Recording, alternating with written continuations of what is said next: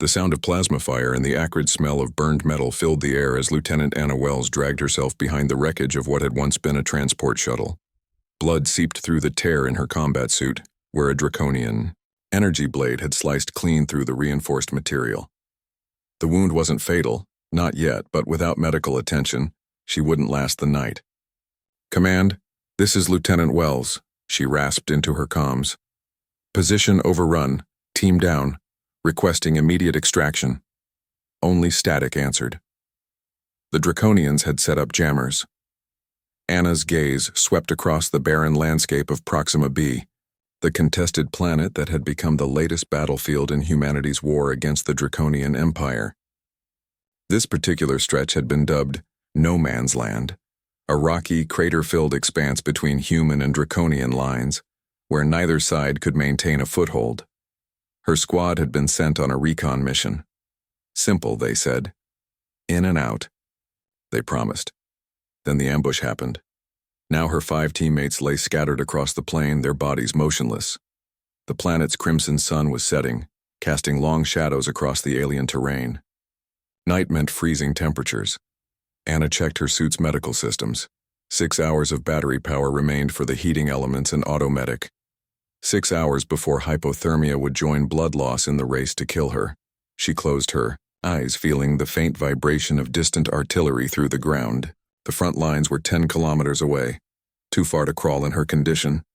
"Not going to die here," she muttered, injecting a stim shot from her suit's emergency reserves into her thigh. Pain receded as chemicals flooded her system, bringing temporary clarity and strength at the cost of accelerated blood loss later. A flicker of movement caught her eye. Through the dying light, she spotted a Draconian patrol moving methodically through the battlefield, checking bodies. Finishing off survivors. Anna's hand tightened around her sidearm. 5 shots left. Not enough. The patrol was led by an officer, in distinctive armor, golden plates shimmering atop the standard black exoskeleton. A captain, judging by the ornate helmet with its protruding sensor array. The Draconians were known for their strict hierarchy. Take out the head, and the body falters. An idea formed, reckless and desperate, the kind only the dying consider. Anna waited until the patrol moved past her position, then began to crawl using debris for cover. Her wound left a trail of blood, but darkness was her ally now. The stim shot kept the worst of the pain at bay, but she felt the warm wetness spreading down her side.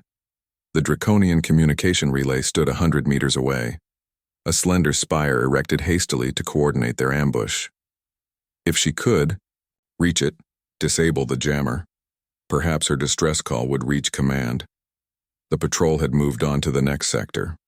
Only 2 guards remained at the relay, standard procedure. Anna studied their movement pattern, timing their perimeter checks.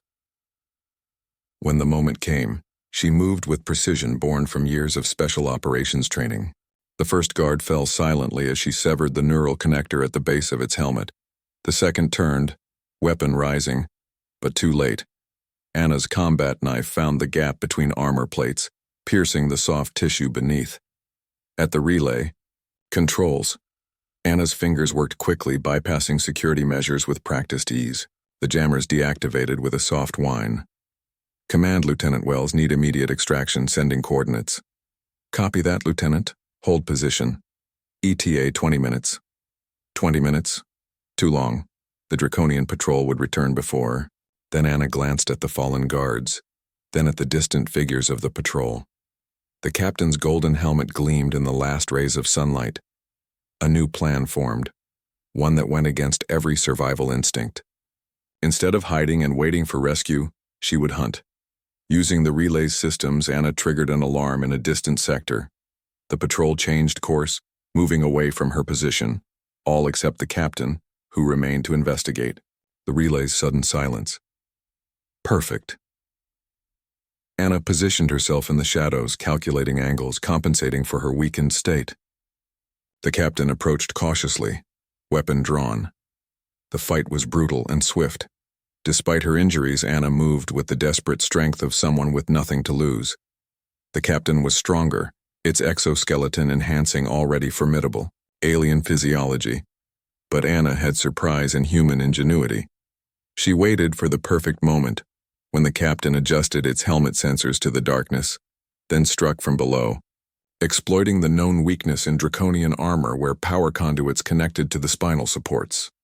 The captain collapsed with a mechanical whine, its systems failing catastrophically. Anna claimed her prize, the ornate helmet containing not only command codes but a wealth of tactical data.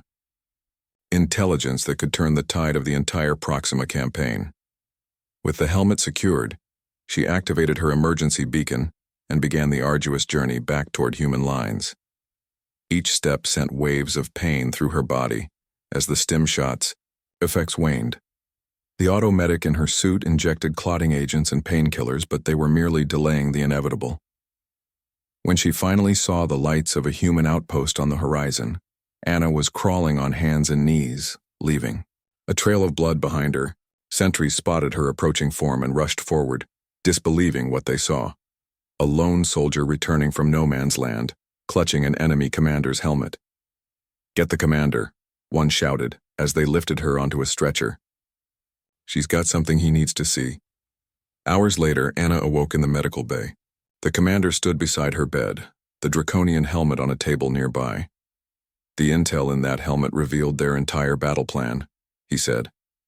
"We've already repelled 2 major attacks they thought would surprise us. Central Command is calling it the turning point of the campaign." Anna nodded weakly. "Why did you do it?" he asked. "You could have just waited for extraction." "Because," Anna replied, her voice stronger than she felt, "humans don't just survive. We come back with trophies." 2 weeks later, when the human forces launched their decisive offensive, breaking the draconian stranglehold on Proxima B, Anna led the charge. And on her belt hung a small piece of golden alien metal. A reminder that humanity's greatest strength wasn't technology or numbers, but an unrelenting refusal to accept defeat.